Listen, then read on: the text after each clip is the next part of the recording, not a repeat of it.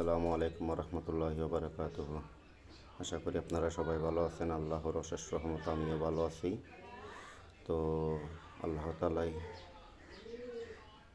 অনেক অনেক বেশি ভালো রাখছে। আল্লাহর দরবার লাখো কোটি শুকরিয়া। তো আজকে আপনাদের সামনে নিয়ে আসলাম একটা নোট 10 প্রো ম্যাক্স। সেটটা আপনারা দেখতে পাচ্ছেন, ইয়াতে লাগার পরে, চার্জারে লাগার পরে কোনো অ্যাম্পিয়ার পাই নাই।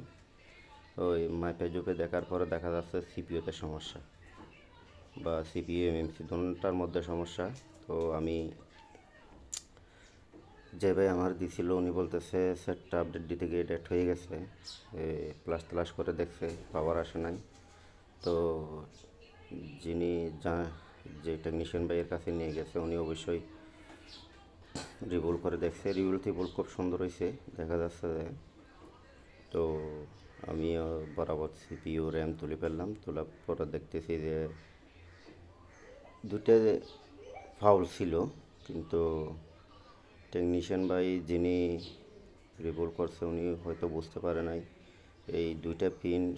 সব টেকনিশিয়ান মনে করে ওই দুইটা পিন মানে ইএমএমসির দুইটা পিন আউট দেখা যাচ্ছে। টেকনিশিয়ান ভাই হয়তো মনে করে নাই ওই দুইটা পিন দরকারি।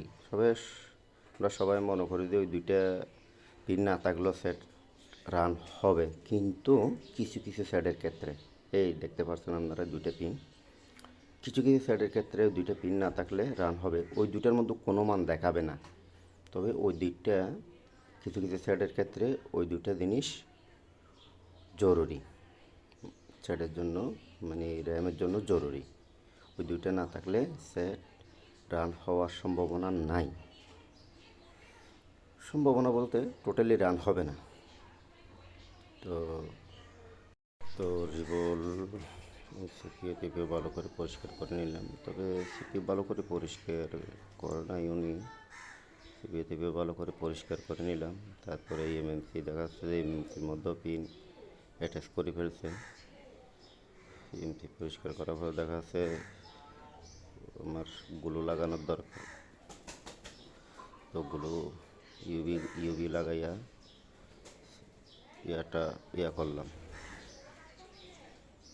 ইউভি লাগাইলাম। তারপরে দেখা যাচ্ছে যে এই আর কি, ইউভি লাগার পরে ইউভি লাইট দিয়ে জিনিসটা ইয়া করে নিব।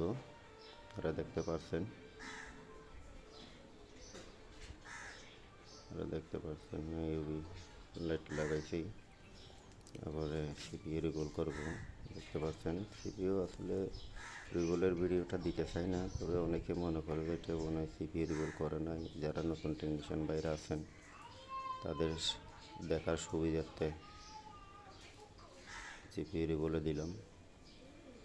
ভিডিওটা লম্বা হয়ে যায়, তো আপনাদের কাছে একটা অনুরোধ, আমার ভিডিওটা ফুল দেখবেন। আমার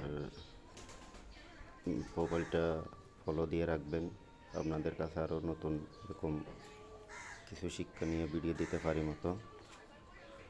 তবে একটা জিনিস অনুরোধ করবো যে আমারও অনেক ভুল থাকতে পারে। আমার দ্বারা সিনিয়র টেকনিশিয়ান বাইরে দেখতেছেন, আমারে কমেন্ট করে বলবেন কি ভুল আছে নাই। তো আমার পেজটা, আমার প্রোফাইলটা ফলো দিয়ে রাখবেন, একটা লাইক, সুন্দর একটা কমেন্ট করবেন। আমার ভিডিওটা অন্যজনের দেখে মতো, অন্য টেকনিশিয়ান ভাই দেখে মতো ভিডিওটা শেয়ার করে দিবেন, এটা আপনাদের কাছে অনুরোধ।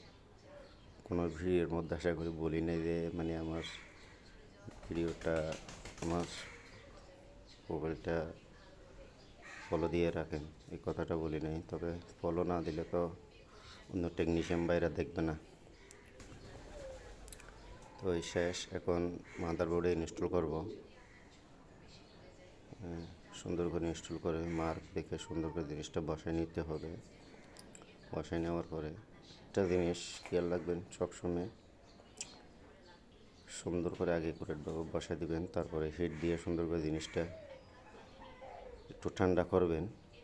মানে প্রত্যেক ভিডিওতে বলি, ঠান্ডা করার পরে মাদারবোর্ডটা মেপে দেখা হচ্ছে বেটার, মানে কোনো ধরনের শর্ট হয়েছে কি না, একুরেট আছে কি না, ওই আপনার রেডিং একুরেট আছে কি না সবসময় ম্যাপে দেখবেন। আর ইনস্টল করার পর আমি এটা পরিষ্কার করছি, ভিডিওটা দিই নাই।